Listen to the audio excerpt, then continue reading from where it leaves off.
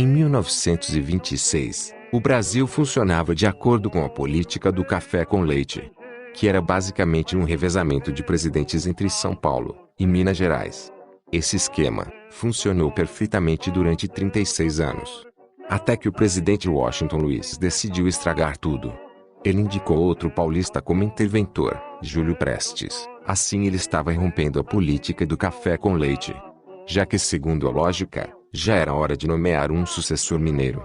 Assim, o governador de Minas Gerais ficou revoltado com isso, e chamou todas as pessoas que estavam revoltadas com isso, para criar a Aliança Libertadora Liberal. Esse partido novo contava com tenentistas, empresários, indústrias da classe média, mas principalmente os militares. Eles tinham como objetivo reformar a política e a economia do país, declarando voto secreto e implementando reformas trabalhistas. Dessa forma, eles lançaram Getúlio Vargas para concorrer à presidência, e João Pessoa como seu vice. As eleições aconteceram em março de 1930, com a chapa do paulista Júlio Prestes saindo vencedora.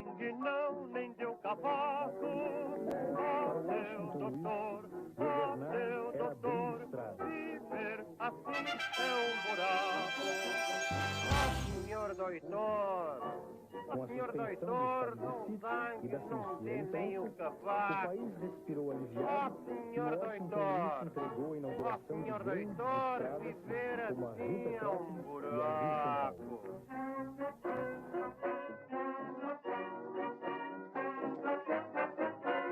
As minhas primeiras palavras foram de saudade e de gratidão. Agora, gosto de dar uma palavra de esperança e de confiança, certo como estou, e que os brasileiros constituem um povo. Que o Brasil é uma nação consciente, com um futuro de todos eles digno e que todos seremos prósperos.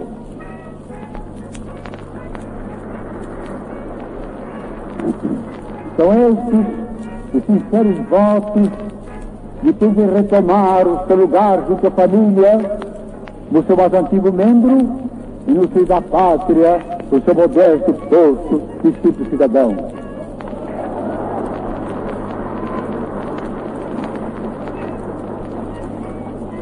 E junto à família, que todos desejamos sólida, e junto à pátria, que ardentemente ambicionamos vigorosa, com o auxílio de Deus, cada um de nós pode, todos devemos trabalhar pela prosperidade e pela grandeza do Brasil.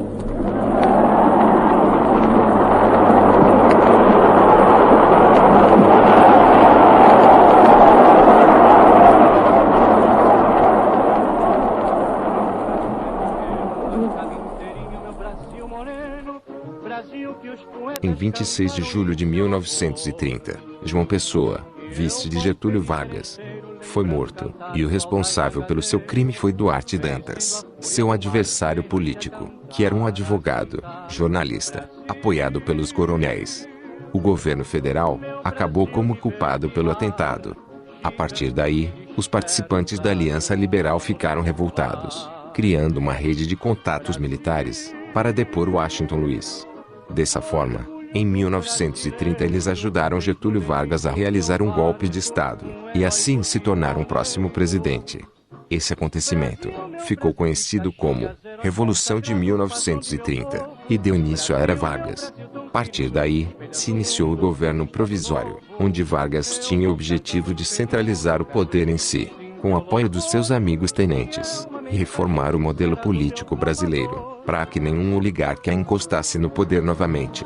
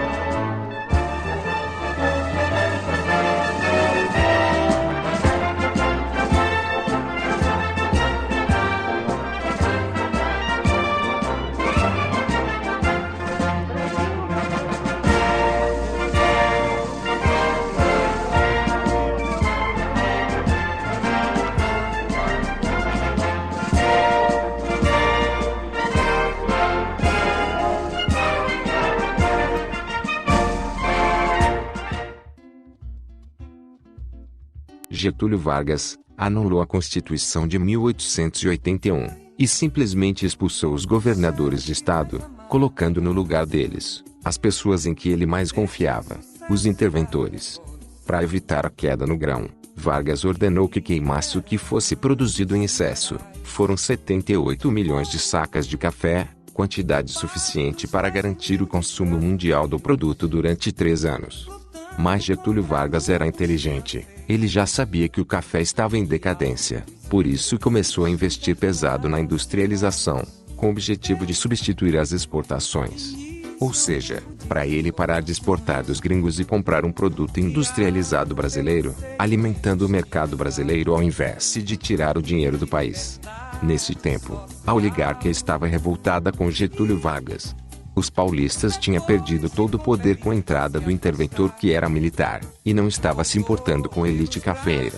Assim, os paulistas realizaram vários comícios exigindo a nomeação de um interventor paulista civil, alguém que fosse parceiro deles. Para abafar toda essa confusão, Getúlio Vargas realizou o desejo deles, criando ainda por cima um código eleitoral inovador. A partir de agora, os votos seriam secretos, obrigatório e permitido para mulheres. Mas nem com isso os paulistas ficaram satisfeitos.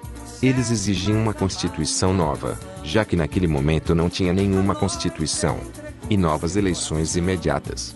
A onda de manifestações se tornou uma guerra civil que durou 2 meses, chamada de Revolução Constitucionalista de 1932. Eles falharam, mas ainda pressionaram um pouco Getúlio Vargas, que a partir disso, convocou novas eleições em 1933, para que formasse uma Assembleia e uma Constituição. Assim, em 1934 nasce a nova Constituição, estabelecendo um mandato de 4 anos, o alistamento obrigatório, o ensino primário gratuito e a proibição do trabalho infantil, entre várias outras medidas. Dessa forma, são realizadas eleições indiretas, e Getúlio Vargas é eleito legitimamente como presidente do Brasil, o que dá início ao governo constitucional. As promessas do candidato da Aliança Liberal e as afirmativas do discurso de posse do chefe do governo provisório em 13 de novembro de 30 foram ultrapassadas, pois conseguimos organizar o trabalho nacional segundo os princípios cristãos da justiça social, sem abalos econômicos.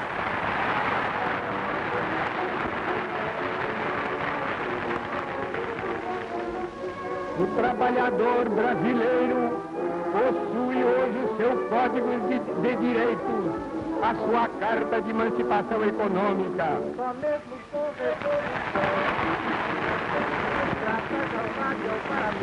Ele sabe perfeitamente o que isso vale. Essa época foi um reflexo do que estava acontecendo na Europa. O crescimento de movimentos extremistas, que aconteceram na Segunda Guerra Mundial. No caso brasileiro, esse cenário favoreceu a radicalização da política. Na extrema-direita, foi criada a Ação Integralista Brasileira (AB), inspirada no fascismo italiano. O fascismo foi uma ideologia autocrática que precedeu a Segunda Guerra Mundial. Assim como na Europa, os integralistas defendiam a consolidação de governo centralizado, o anticomunismo, o nacionalismo exagerado, o tradicionalismo religioso e eram contra o liberalismo. Já no outro extremo, tem a Aliança Nacional Libertadora, ANL, grupo que tinha inspiração ao comunismo. O líder deles era o famoso Luiz Carlos Prestes, o formador da Coluna Prestes, movimento tenentista que tentou derrubar as oligarquias em 1920. As principais ideias da ANL era o combate ao fascismo, reforma agrária, a luta contra o imperialismo e a revolução por meio da luta de classes. Vale-se ressaltar que ambos dos partidos usavam a violência para propagar seus ideais, e que todos os regimes extremistas da história, seja de direita ou de esquerda, foram responsáveis por milhares de mortes e repressões. Acontece que Getúlio Vargas era um pouco chegado aos integralistas, e ao perceber o crescimento da ANL ele se sentiu ameaçado, e criou a Lei da Segurança Nacional, meses depois fechando de vez o partido da ANL. Depois de ter tido seu partido fechado, Luiz Carlos Prestes se revoltou e decidiu organizar um golpe de Estado, que ficou conhecido como Intentona Comunista, em que alguns comunistas brasileiros iniciaram revoltas dentro de instituições militares no Rio de Janeiro, Natal e Recife. Mas pela falta de comunicação e interesse dos outros estados, eles fracassaram miseravelmente. Getúlio Vargas conteve facilmente esse movimento, reprimindo muitos integrantes, e usou desse movimento para dar mais um golpe de Estado. Em 1937, já no último ano de seu mandato, ele transmitiu na rádio Hora do Brasil um anúncio que assustou o Brasil inteiro. Tinha sido descoberto um documento comunista com plano de assassinar e sequestrar autoridades políticas, gerando um verdadeiro caos no Brasil. A partir do medo que esse documento gerou na população, Getúlio Vargas declarou estado de guerra contra a ameaça vermelha. A partir disso, ele fechou o Congresso Nacional e passou a ter controle total sobre os poderes. Getúlio Vargas ainda tinha feito uma nova Constituição totalmente autoritária, que ficou conhecida como Constituição Polaca. Mas na verdade, não tinha existido nenhuma ameaça comunista. Isso foi tudo um plano de ação integralista brasileira, a AIB, para que Getúlio Vargas desse um golpe e pudesse ficar por mais 8 anos no poder. Esse documento falso ficou conhecido como Plano Cohen e foi a maior fake news que o Brasil já viveu. Assim se inicia o Estado Novo ou ditadura varguista, já que a Constituição era super centralizadora, dando a si mesmo muito poder para mandarem totalmente tudo. Na praia do Russell, realizou-se a festa da bandeira com grande imponência. Comparecendo a esta solenidade cívica, os senhores presidentes da República, ministros de Estado, corpo diplomático e altas autoridades civis e militares. As bandeiras representando os estados do Brasil, abolidas pela nova Constituição, enfileiradas aguardam o momento da cremação. Sua Excelência, o presidente Getúlio Vargas, chega ao campo do Russell para assistir à solenidade. A missa campal, rezada num grandioso altar armado em conjunção com o altar da pátria, foi celebrada por sua eminência, o cardeal D. Sebastião Leme, acolitado de altos dignatários da igreja. Terminada a missa campal, teve lugar a cerimônia do hasteamento da bandeira nacional pelo presidente da República, sendo hasteado ao mesmo tempo, em 22 mastros, o pavilhão nacional, simbolizando os 22 estados.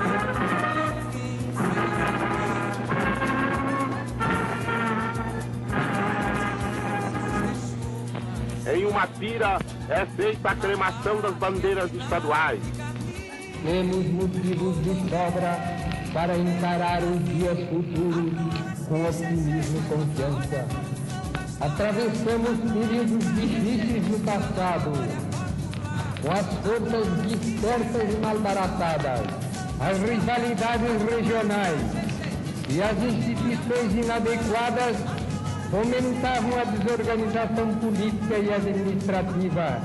Abolimos as bandeiras e escudos estaduais e municipais, os hinos regionais e os partidos políticos.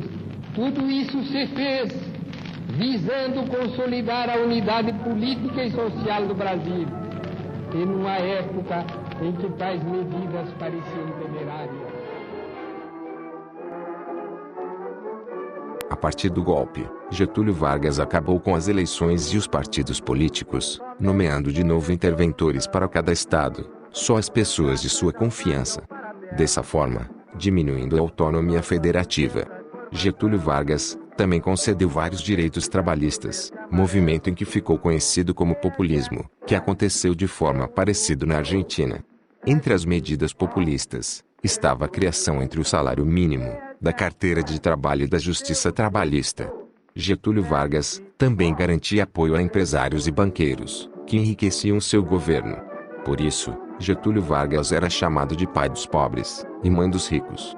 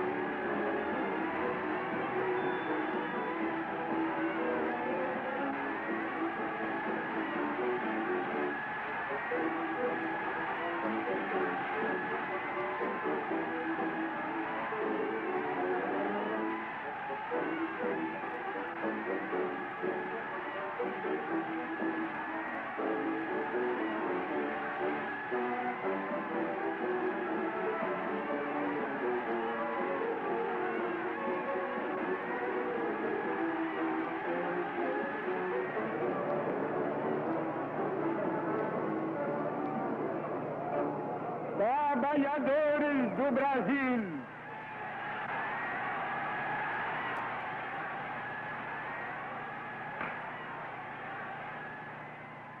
depois de quase 6 de afastamento, durante os quais nunca me saíram do pensamento a imagem e a lembrança do grato e longo convívio que mantive convosco, eis-me outra vez aqui ao vosso lado para falar com a familiaridade amiga de outros tempos.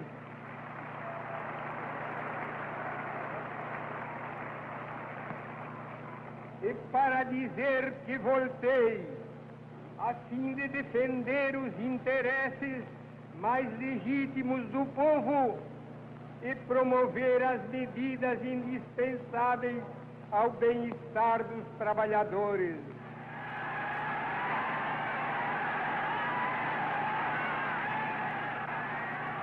Esta festa de 1º de maio tem para mim e para vós uma expressão simbólica. É o primeiro dia de encontro entre os trabalhadores e o novo governo.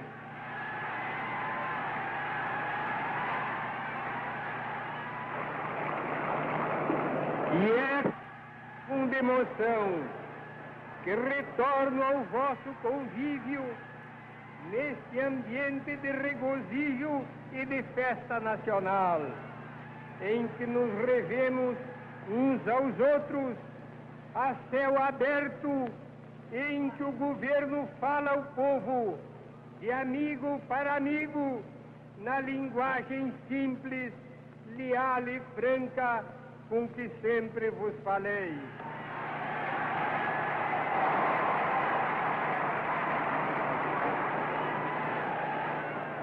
Trabalhadores do Brasil,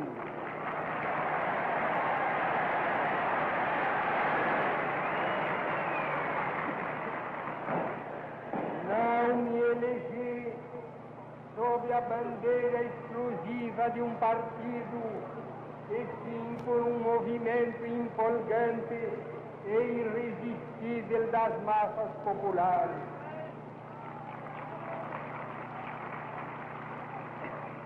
Não me foram buscar na reclusão para que viesse fazer mera substituição de pessoas ou simples mudança de quadros administrativos. A minha eleição teve significado muito maior e muito mais profundo, porque o povo me acompanha na esperança de que o meu governo possa editar uma nova era de verdadeira democracia social e econômica.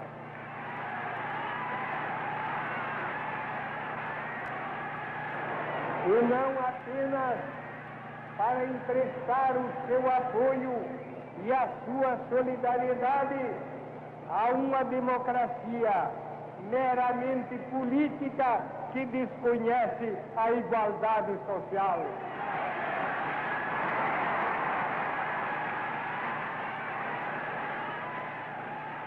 Percam a ilusão.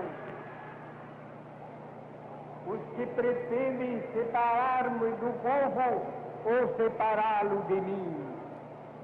Juntos estamos e juntos estaremos sempre na alegria e no sofrimento, nos dias de festa como de hoje e nas horas de dor e de sacrifício.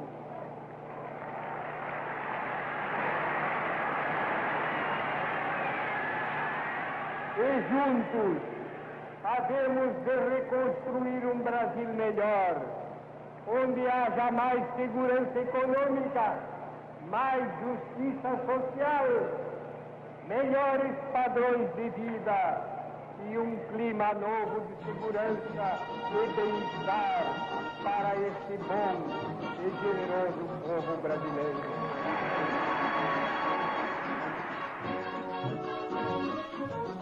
Na verdade, essa imagem de bonzinho era só fachada para ele conseguir manter seu controle. Existia até um departamento de seu governo que dedicava a cuidar disso. O Departamento de Imprensa e Propaganda, DIP. Getúlio Vargas controlava toda a rede de informações, como jornais e rádios, para que retratasse Getúlio Vargas como líder perfeito e amigo da nação. O que já era muito praticado na Europa, para alienar a população. Hitler, Mussolini, Stalin, por exemplo, eram os mestres do marketing. A DIP também censura as ideias opostas ao governo e perseguia os responsáveis. O Estado Novo também ficou conhecido pela intervenção do Estado na economia. Getúlio Vargas estava incentivando mais ainda na industrialização, pela substituição das importações. Com o dinheiro acumulado pelo café, na República Oligárquica, a burguesia começou a investir mais ainda nas indústrias de base, com siderúrgicas, hidrelétricas, que daria muito suporte para as demais indústrias que surgissem. Era muito importante para o Brasil que tivesse seus próprios produtos industrializados, porque com a Segunda Guerra Mundial chegando, eles não teriam como importar dos gringos, já que as indústrias europeias estariam voltadas à produção de armas e equipamentos. E esse não foi o único impacto que o Brasil viveu. Getúlio Vargas mantinha relações comerciais com a Alemanha nazista até começo da guerra, até 1939, quando teve que se posicionar, e se declarou neutro, mesmo tendo aquele gosto pelo fascismo. Em 1942, Vargas viu nada estava dando certo, e rompeu as relações entre os países do eixo, o que resultou em 6 navios brasileiros atacados pelos alemães. Os Estados Unidos nos ofereceram apoio financeiro e ajuda para reequipar as nossas forças armadas, caso a gente fosse lutar na guerra em combate ao lado dos aliados. Vale ressaltar que nós já éramos parceiro dos Estados Unidos, por causa da política da boa vizinhança com os países da América Latina. Uma forma de eles exercerem uma dominação política e econômica sobre nós. Eles faziam várias coisas legais para pagarem de nosso amigo, como financiar o parque industrial, fazer filmes e personagens brasileiros, valorizando o nosso país no exterior. Em troca, nós brasileiros forneciam nossa matéria-prima, principalmente a borracha, e garantíamos comprar os produtos americanos. Voltando à Segunda Guerra Mundial, o povo achava que o Brasil não tinha capacidade para ir à guerra, nem se a cobra fumar, diziam eles. Esse acabou sendo o lema da Força Expedicionária Brasileira, FEB, que reunia brasileiros de todas as partes do Brasil. Os pracinhas foram muito importantes para a vitória na Batalha de Monte Castelo, que eles lutaram pela democracia na Itália, o que era meio estranho, já que o nosso próprio país vivia numa ditadura. Soldados do Brasil, cumprindo o que prometera na visita feita a este mesmo hospital militar, quando aqui chegou a primeira leva de feridos de guerra, vimos hoje, em ato público e solene, conceder as condecorações do mérito por serviço de campanha aos soldados do Brasil, que seguiram a combater nos campos de batalha da Europa, e que de lá regressaram, trazendo nas gloriosas cicatrizes o atestado da sua bravura. E em que condições e em que termos travastes esses combates? Num meio diverso, em pleno inverno, entre o frio e a chuva, o gelo e os temporais, temporais de fogo e de água, ascendestes as montanhas escarpadas, à procura do inimigo que vos aguardava em terreno adrede preparado, com todos os requisitos do aperfeiçoamento técnico da guerra moderna. E vós o defrontaste, e vós o venceste, e vós o desalojaste das suas posições, cumprindo a vossa missão e superando-vos a vós mesmos. A partir dessa contradição, o Estado Novo foi muito pressionado a acabar. Em uma tentativa de juntar os pontos, Getúlio Vargas retoma a democracia por meio de uma emenda constitucional, que permitiu a criação dos partidos políticos e as novas eleições em 1945. Mesmo com o anúncio de novas eleições, tinham algumas pessoas que ainda queriam que Getúlio Vargas fosse presidente porque tinham medo de perder seus direitos trabalhistas. Assim, criaram um movimento queremista, com o lema, "Queremos Getúlio", mas não adiantou em nada. E em setembro de 1945, Getúlio Vargas foi deposto, o que ele acabou aceitando muito bem. Assim, se finaliza o Estado Novo, e começa o governo do general Eurico Gaspar Dutra. Dessa forma, Getúlio Vargas pretendeu conservar uma imagem política positiva, passando a ideia de que ele era a favor da democracia.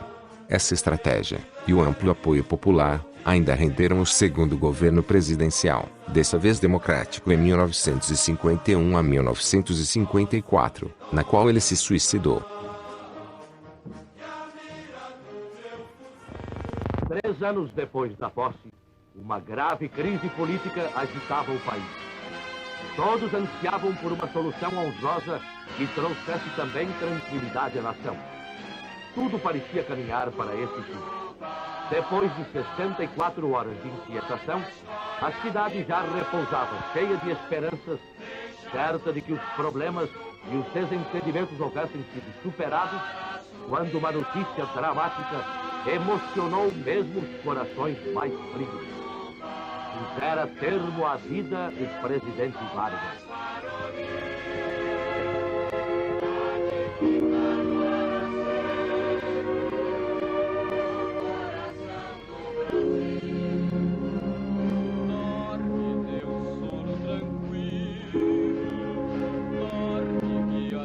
Carregado por parentes, amigos e pessoas do povo que disputavam essa honra, os restos mortais de Getúlio Vargas foram conduzidos para o aeroporto Santos Dumont, de onde seguiria para São Borja em sua derradeira viagem.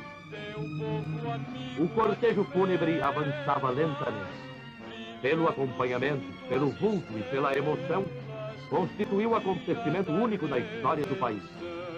Em todo o trajeto, dezenas de milhares de pessoas choraram no último adeus àquele que simboliza uma fase de nossa vida social e política.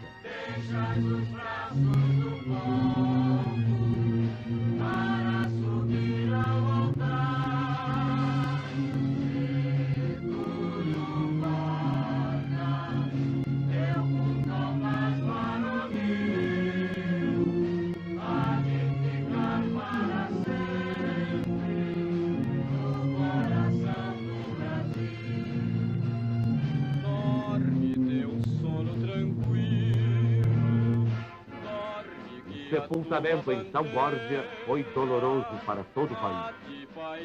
Getúlio Vargas morreu sacrificado pelos interesses internacionais contrários à emancipação econômica do Brasil e por grupos nacionais revoltados com o regime de justiça social por ele instituído para amparar os pobres e humildes. Jango jurou continuar a sua obra.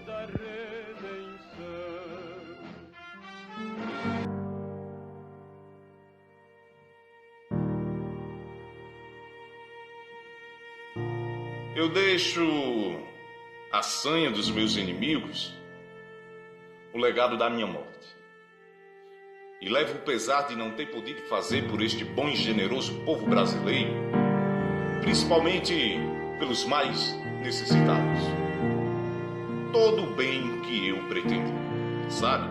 A mentira, a calúnia, as mais torpes invencionices foram geradas pela malignidade de rancorosos e gratuitos inimigos numa publicidade dirigida, sistemática e escandalosa.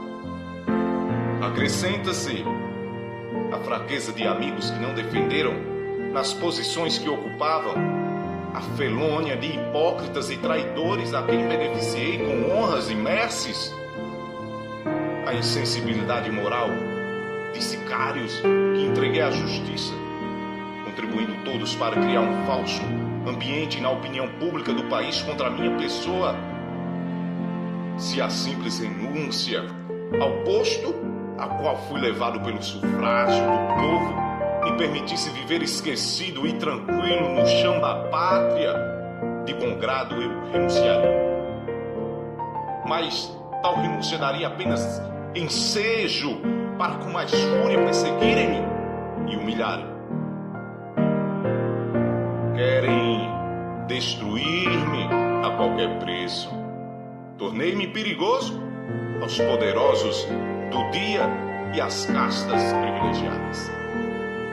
E eu, já velho e cansado, preferi prestar contas ao Senhor, não dos crimes que eu não cometi, mas de poderosos interesses que contrariam. Ora, porque se opunha aos próprios interesses nacionais. Ora, porque exploravam impediosamente aos pobres e aos humildes. Só Deus sabe das minhas amarguras e sofrimentos. Sabe, que o sangue de um inocente sirva para aplacar a ira dos fariseus. E eu agradeço aos que de perto ou de longe me trouxeram um conforto da sua amizade.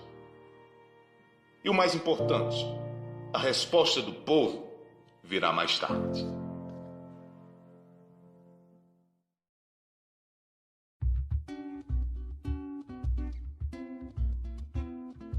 E aí galerinha, tudo bom com vocês? Obrigado por assistirem o vídeo. Deixem o like e se inscrevam-se para fortalecer o nosso humilde canal. Bom, uma coisa que eu estava pensando era em criar uma série falando sobre a Segunda Guerra Mundial, mas isso depende de vocês. Se vocês se inscreverem e comentar que querem mesmo a série da Segunda Guerra Mundial, eu trago ela para o canal. Bom, obrigado por assistir, camarada. Se inscreva no canal e deixe o like, porque esse tipo de vídeo é muito difícil de trazer. Obrigado, camarada.